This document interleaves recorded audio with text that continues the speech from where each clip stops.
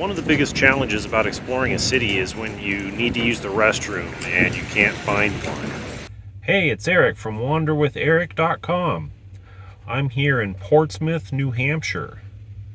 Despite having the shortest coastline of any U.S. state, New Hampshire does have a deep sea port, and that's here in Portsmouth.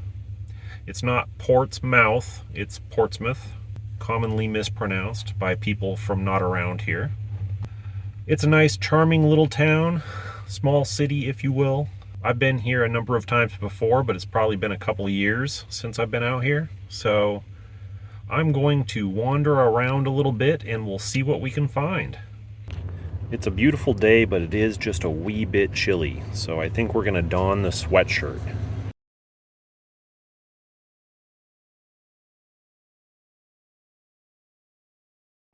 One of the joys of visiting the city, gotta feed the meter. There are some very old buildings in this town.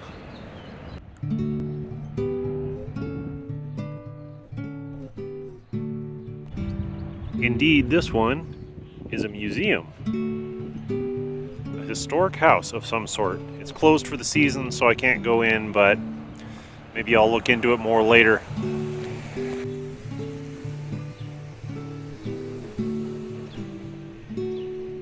Right behind the Warner House is this structure, which, according to the sign, is the old City Hall and was, at the time of 1858, the City High School.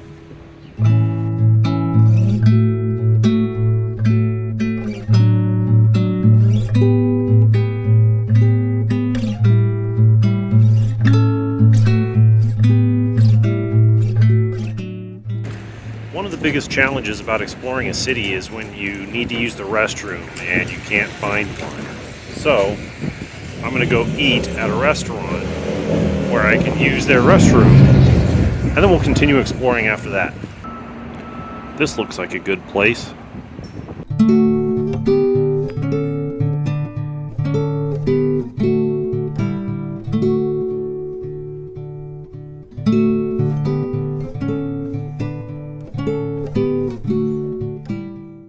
Mission accomplished. I found a restroom and I ate some delicious food. It was a seafood pad shaw, which had a bunch of different kinds of seafood in it with some vegetables over rice. The only thing I did wrong is I didn't recognize the little pod of peppercorns and I ate the whole thing at once.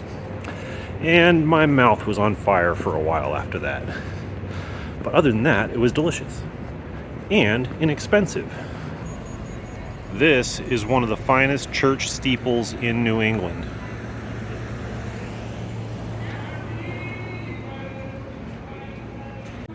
This sign shows us that this church was organized first in 1671, with the present building erected in 1855. And people who were members or worshipped here included signers of the Declaration of Independence and the U.S. Constitution, and one President, George Washington. This is the downtown Portsmouth Market Square, which, for my money, is one of the finest downtown areas anywhere in New England. Full of interesting old architecture, shops of all various kinds, restaurants, anything you could want. It's all right here.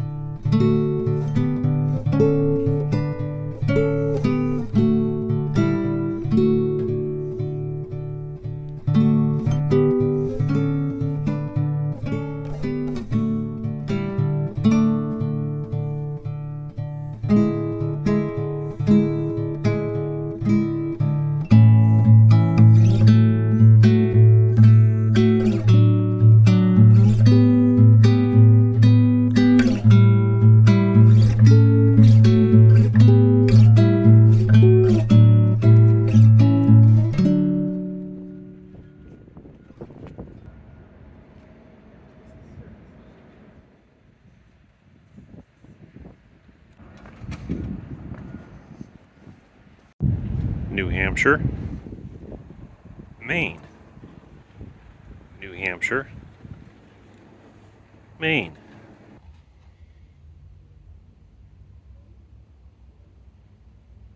Oh, hey. So, we successfully explored Portsmouth, New Hampshire. I'm not much of a city person, but as cities go, this one's pretty nice. It's not too big, but it's big enough. There's a lot of construction going on out there, so the noise was not ideal, but the wanderer is prepared for whatever comes. I wanted to speak a word on the topic of off-peak travel. I rolled into town here in Portsmouth at about 1:30 p.m., so the lunch rush was already over, and the afternoon lull had set in, which lasts until about 4 o'clock when people start getting let out of work. It's a Monday, so it's one of the least busy days of the week as far as people walking around town here, and if you came down here on the weekend, it's pretty crazy sometimes. I walked into that restaurant at about 2 p.m. I ordered in about 5 minutes. I had the food in front of me about 5 minutes later, and at about 2:15 they came over to me and asked me if I wanted to order anything else off the menu because their kitchen was about to close. So I got there at the absolute perfect time. I couldn't have planned it any better if I wanted to. It's also a little early in the year. It's April, so if I came here in June or July, there would be a lot more people around. It's still a little bit cold, and that keeps some of the fair weather wanderers away. So the point is, if you go places at times when most people don't go places, you can save yourself some time, you can save yourself some money, you can save a lot of hassle by not having to put up with huge crowds. Some people get a charge out of huge crowds, and if you're one of those people, then more power to you. Go wherever you want, whenever you want. But for me personally, huge crowds of people can be kind of a draining experience for me. So I like to go places when they're not too crowded. The only downside to traveling at off-peak times is that you may encounter that some businesses are not open or not open for as many hours as they usually are. Monday being a really slow business day, a lot of businesses might not be open on a Monday. I didn't encounter that problem today. Every place I wanted to go in was open for business. But it could be a problem, especially in small towns. So unfortunately, I had some technical difficulties of the battery life variety, and I had to stop filming abruptly, and here I am later in a different place, filming a little supplemental just for the end of the video. Travel agents and others who are in the know divide the travel season into peak season, shoulder season, and off season. So the peak season is when the most tourists are going to be there. The shoulder season is sort of in between, and then the off season obviously is their quietest time. So your best prices are going to be in the quietest off time. But if you go in the shoulder time, you can kind of get the best of both worlds. More attractions are going to be open. The prices aren't too bad. The crowds aren't too heavy. So I like to travel in the shoulder season, honestly. I think that's the best time to travel. But if you can put up with some of the obstacles, off-season travel can be a really great experience too. A lot of these places where you might find yourself as a tourist, they rely on tourist dollars to survive. And in their off-season, they don't get a lot of those dollars, so they would probably be really happy to see you during those months. But even if you can't go during the complete off-season, or you don't want to go during the complete off-season, going in the shoulder season is kind of the best of both worlds.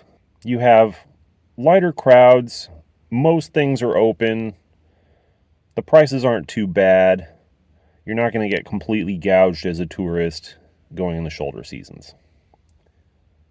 So in the Northern Hemisphere, the peak tourist season in most places is usually going to be in the summer months, with your off season being in the winter and your shoulder seasons being kind of in the spring and the fall.